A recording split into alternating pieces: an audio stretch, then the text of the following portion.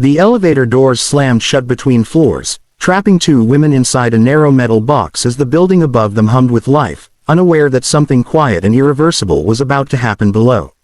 The lights flickered once, then steadied, casting a pale glow over tired eyes, clenched hands, and two very different lives about to collide.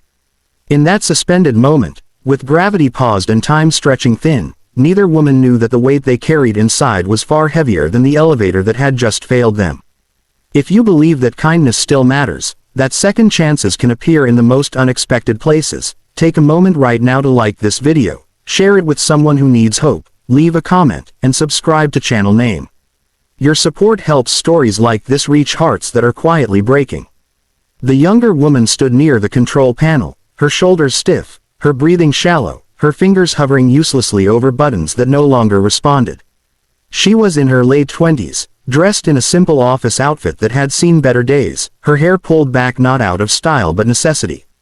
The kind of woman who moved quickly through life because stopping meant thinking, and thinking meant feeling things she had carefully locked away. She had arrived at this building early that morning with a knot in her stomach, carrying a thin folder that held the last fragile thread of her professional future. This meeting was supposed to decide everything. A job, stability, proof that the years of struggle had not been for nothing. Now she was stuck between floors, between hope and failure, feeling the familiar panic rise like an old enemy she knew too well. Across from her stood the older woman, calm on the surface, her posture straight despite the sudden confinement. She was in her late 50s, her hair streaked with silver, her coat elegant but worn, as if it had accompanied her through many important days and many quiet losses. Her eyes held a depth that came only from having lived through storms no one else could see. She had entered the elevator moments earlier, preoccupied, weighed down by a decision she had postponed for far too long. She was headed to the top floor for reasons that felt final in a way she did not dare name out loud. When the elevator jolted to a stop, she did not gasp or shout. Instead, she closed her eyes briefly, as if recognizing a familiar interruption life liked to use when it wanted to force reflection. Minutes passed in thick silence. The hum of the building felt distant now, replaced by the soft mechanical breathing of the trapped elevator. The younger woman paced the small space, her movements restless, her mind racing ahead to consequences she could already imagine. She thought of overdue bills stacked neatly on her kitchen table, of the phone calls she avoided answering, of the promise she had made to herself that this would be the year things finally changed. Being trapped felt like a cruel metaphor she did not need. Every failure she had tried to outrun now stood still with her, pressing in from all sides. The older woman watched quietly, noticing details others often missed. The faint tremor in the younger woman's hands. The way she pressed her lips together, holding back something far bigger than frustration. There was a recognition there, a mirror of emotions she had once carried herself. Years ago, she too had been a woman standing on the edge of uncertainty, pretending strength because weakness felt dangerous. Life had taught her how quickly everything could be taken, how suddenly plans could collapse, how silence could become unbearable if no one dared to break it.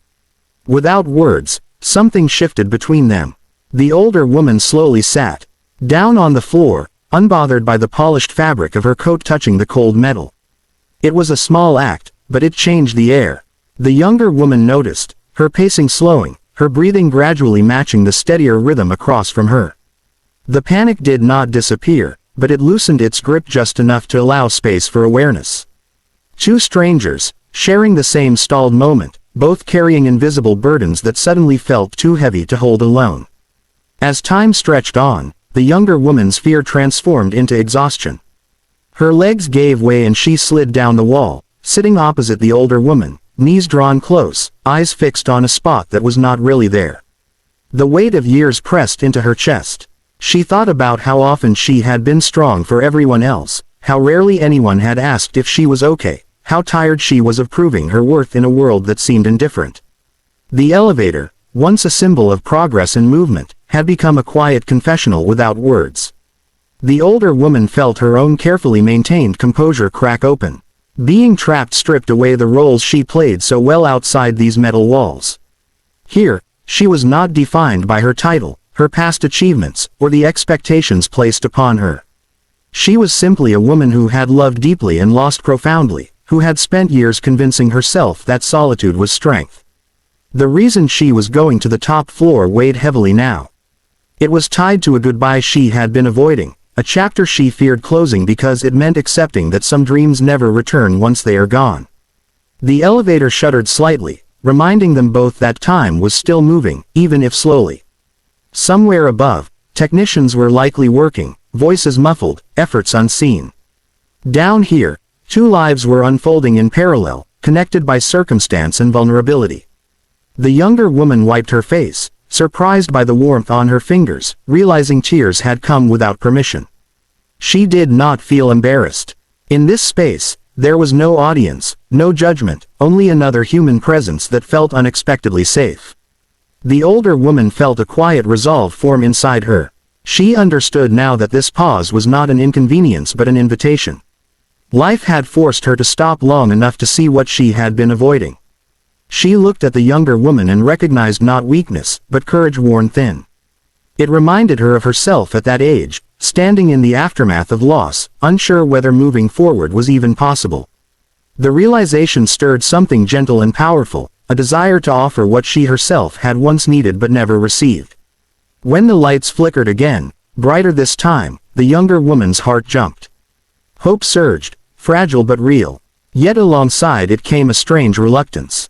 In the stillness of being trapped, something honest had surfaced, something she rarely allowed herself to feel. She had been seen, even without words. She had shared space with someone who understood without explanation. The thought of the doors opening felt like waking from a dream that had offered clarity she did not know she was searching for. The elevator jolted and began to move slowly, the mechanical groan signaling rescue was near. Relief washed over them both, but it was layered with something deeper, something changed. The older woman stood, smoothing her coat, her expression softer than before. The younger woman rose too, standing taller now, her breathing steadier, her grip on that thin folder firmer. Whatever happened in the meeting ahead, she felt different. Less alone, less defined by fear. When the doors finally opened onto a quiet floor, the world rushed back in. Hallway lights, distant footsteps. The normal rhythm of a building resuming its day. To anyone watching, it was just an elevator malfunction, an inconvenience quickly forgotten. But for the two women stepping out, it was something else entirely. They exchanged a look that held gratitude, understanding, and a shared acknowledgement that some moments change us not through words, but through presence. The younger woman walked toward her meeting with a calm she had not felt in years. She did not know the outcome, but she knew she would survive it. The older woman pressed the button for the top floor.